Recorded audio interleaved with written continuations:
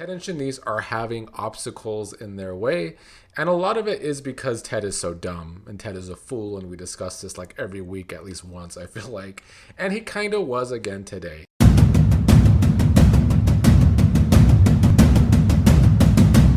What is up, fellow Beyond the Gates fans? It is a Thursday today, I think. I'm losing track of time.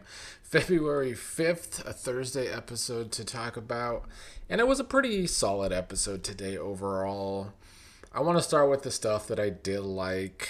Ted and Shanice going out. Ending up, of course, at the same place of Kyle and Nicole. You know, Fairmont Crest and the surrounding areas. They like to go to the same places that they always run into people that they shouldn't. But that is also, typical soap opera. It was good to see Kyle and Nicole have their date together. I'm still shaky on their chemistry. They had it in their first couple episodes way back in December. Since Kyle returned a month and a half later, it's kind of been lost a little bit. But they are still doing a good job with this change in Nicole. I like the writing that we're having for Nicole and her becoming this person who likes to dress up, who likes to look great and go and date all these different men. And she's taking it in different directions with both men as well. Now, on the Ted and Shanice part of it, was not a good night for this couple. But what I appreciate about Ted and Shanice is that they are actually giving typical soap opera couple, which very few couples on this show tend to give. In fact, it's kind of just couples that have Danny in them or used to have Danny in them that actually give, classic soap opera couples to me.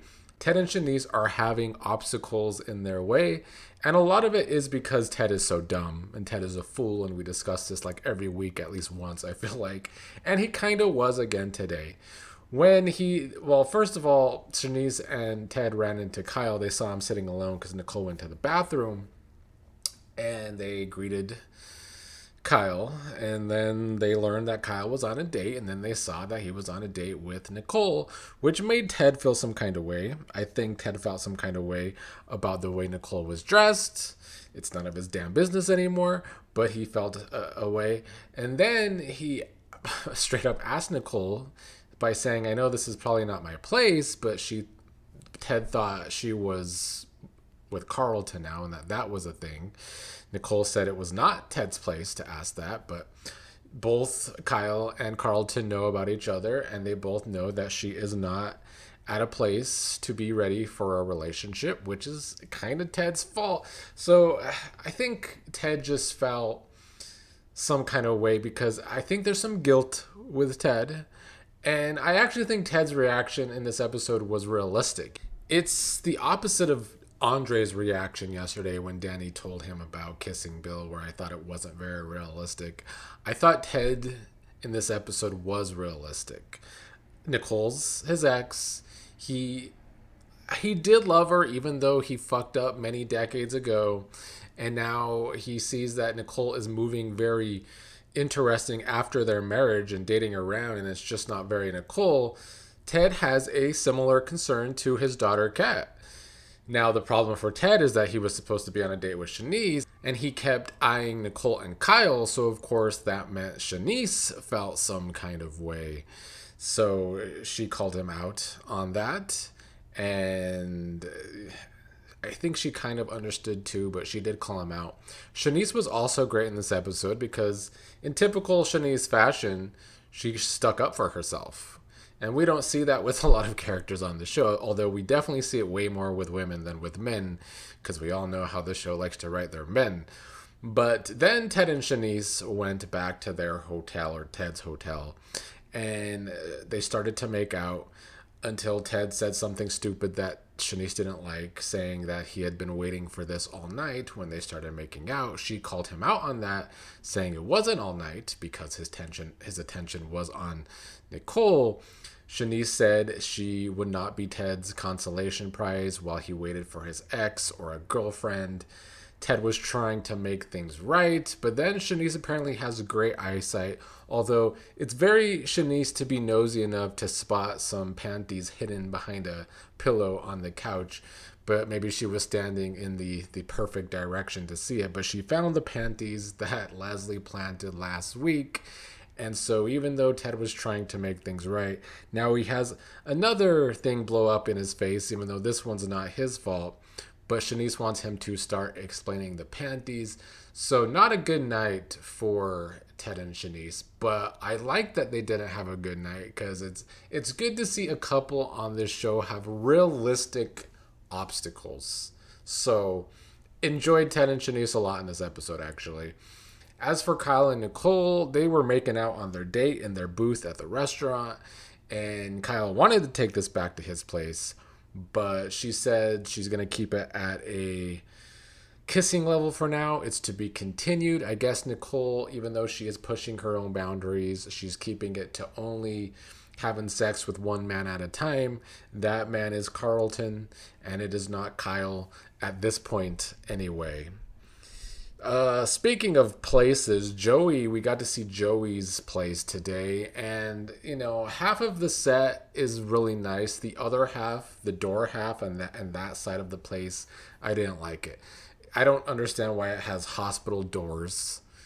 It's the doors that I think I really don't like. They're very ugly on the set, and they also look a little uneven. But it's good to see new sets on the show, I guess.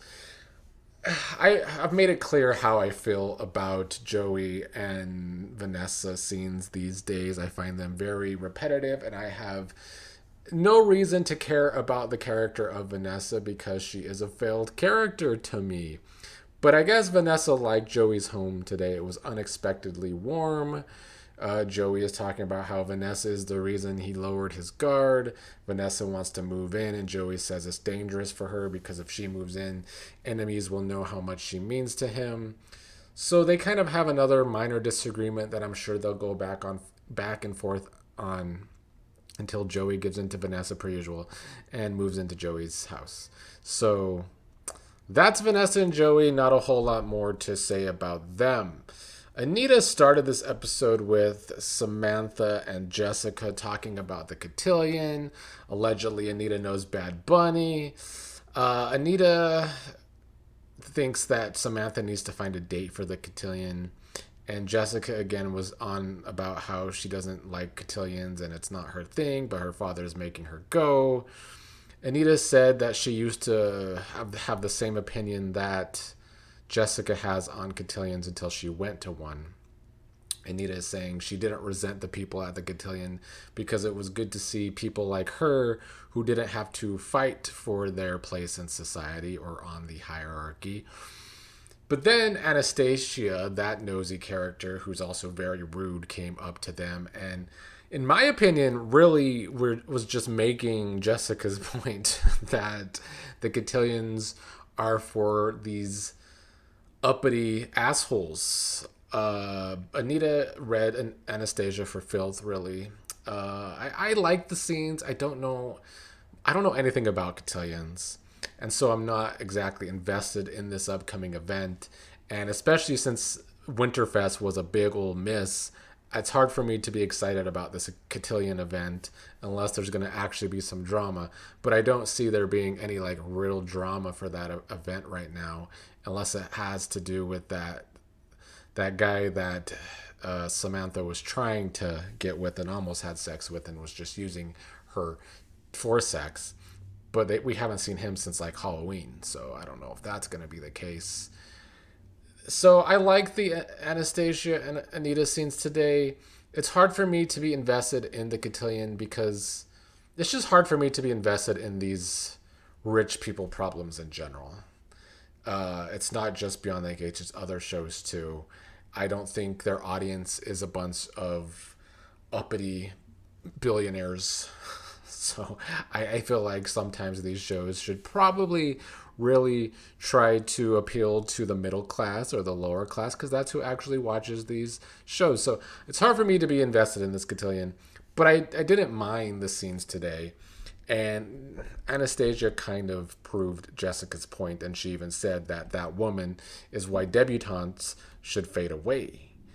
Martin and Vernon had scenes today, and honestly, I've been zoning out of Martin's scenes the last few times he's been on, so I didn't really pay attention to their scenes, but it seems like Vernon really wants to help with Martin's campaign and says he needs to help as much as Martin needs him to help because I think Vernon wants to have his mind elsewhere and not just on Anita's cancer. And then Jan and Mona had some scenes today. We got reminded that Jan works for Vanessa, which I always forget because we never actually seen her doing any work for Vanessa.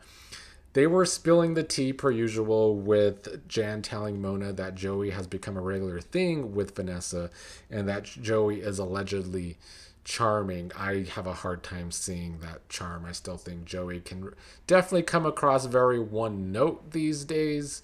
Mona gossiped about the way Nicole has been dressing and how Nicole seems to be imitating Danny's life, which is something the show keeps bringing up, that Nicole is trying to be more like Danny.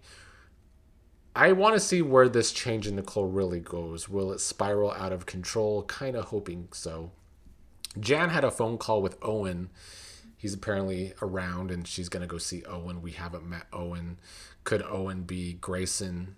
That's been speculated in the comments, and I wouldn't mind seeing that, I guess. And then at the end of the episode, Mona ran into Randy as Mona, who's another character on the show that hears the gossip a lot, knows Randy as the one that saved Vanessa from that skeevy guy. She asked Randy how he maintained decency while working for that devil Joey Armstrong.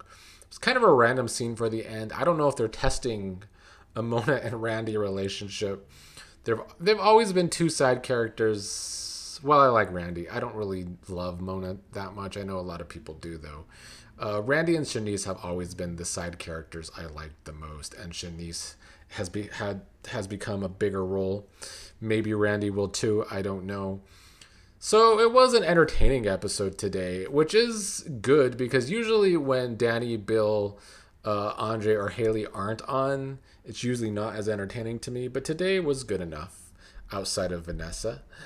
And also the ratings last week for this show were their best ratings yet in total viewers anyway. It was the most total viewers they've had. I think the big snowstorm kept people home to watch more. But also the week before that, the 20th through the 23rd, was like the best week of episodes in a long time. So I think that got momentum for the show too. So it was a good combination. Good to see the ratings up. And we're now in February sweeps. Could have been a better week so far this week. But today was good and yesterday was fine. I hope we do have some bigger drama on the horizon because it is a sweeps month. Those are my thoughts for now.